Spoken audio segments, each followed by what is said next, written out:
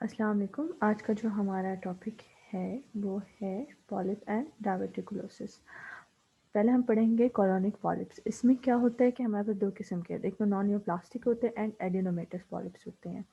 जो non neuroplastic polyps होते हैं इनकी कोई मेलिग्नेंट पोटेंशियल नहीं होती और ये बेनाइन होते हैं।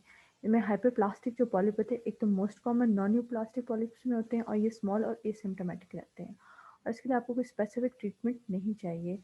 लेकिन यह है कि it is difficult to distinguish from the neoplastic polyps, इस वजह से उनको रिमूव कर दिया जाता है। Then we have the juvenile polyps जो हमारे पास children under then younger than 10 years में होते हैं और ये हाईली विस्कुलर होते हैं एंड कॉमन होते हैं, इस वजह से it should be removed. Then we have inflammatory polyps जिसको हम सीडो पॉलिप्स भी कह रहे हैं which are associated with the ulcerative colitis. अब हम जाते हैं एडिनोमेटस पॉलिप्स में। ये है हमारे पास बिनाइन लीजन्स, लेकिन इनके पास क्या होती है सिग्निफिकेंट मेलिग्नेंट पोटेंशियल होती है और ये हमारे पास क्या होते हैं प्रीकर्सर्स ऑफ एडिनोकार्सिनोमा।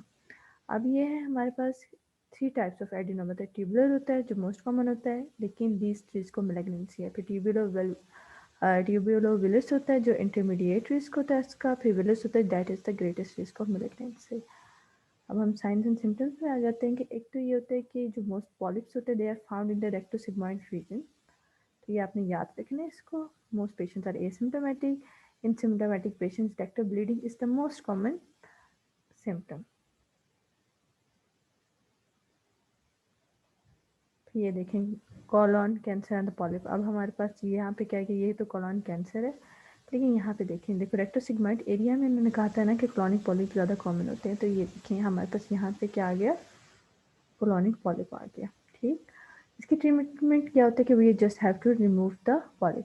अब हम आते हैं डायवर्टिकुलोसिस में। अब इसके जनरल कैरेक्टरिस्टिक्स क्या होते हैं कि ये actually cause by the increase intraluminal pressure, जिसकी वजह से क्या हो जाती है कि जो इनर लेयर ऑफ कॉलॉन होती है ना, वो weakness of the wall in the colon wall है ना, उसके थ्रू वो बाहर आ जाती है। जैसे हरनी नहीं होती है कि वो एक एब्डोमिनल वॉल की वीकनेस से बाहर आ गया, तो इसमें यही हो गया कि भाई इतना आपका इंट्रालुमिनल प्रेशर इंक्रीज हो गया कि आपके जो इनर वॉल जो ऑफ कोलोन थी ना, अंदर वाली देखें इनर होती है ना, मिडल होती है ना, आउटर होती है, जो इनर वाली है ना वो बल्ज कर गई है और वो होते है area of blood vessel penetration, जो पहले ही हमारे पास एक वीकर एरिया होता है।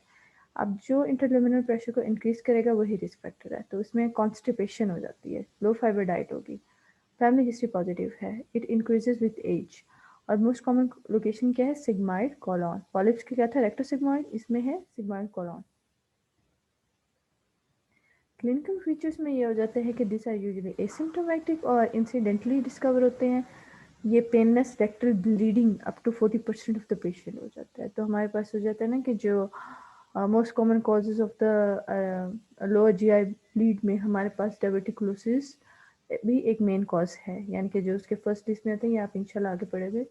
जीआई ब्लीड में तो लोअर जीआई ब्लीड में जो हमारे पास मेन है वो ब्लीडिंग फ्रॉम द डायवर्टिकुलोसिस। फिर हमारे bleeding can be spare in about 5% of the patients, और इसमें क्या होता है जो bleeding stop spontaneously, colonoscopy can be perform to locate the site. और फिर हमारे पास होता है mesenteric angiography in certain cases. आपने करना कि हमने अगर हमने साइट लोकेट नहीं हो रही तो हम एक ब्लीडिंग वेसल को लोकेट कर लें, और अगर परसिस्टेंट है या रिकरेंट है तो आपने क्या करना है, सेगमेंटल कोलेक्टमी। फिर हमारे पास हो जाता है इसकी कॉम्प्लिकेशन ऑफ डायवर्टिकुलोसिस में डायवर्टिकुलाइटिस आ जाता है।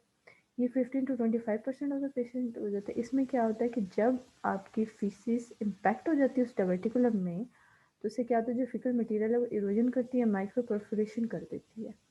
अब जो इन्वेस्टिगेशन है इनकी जो डायवर्टिकुलोसिस की है वो barium enema is the test of the choice.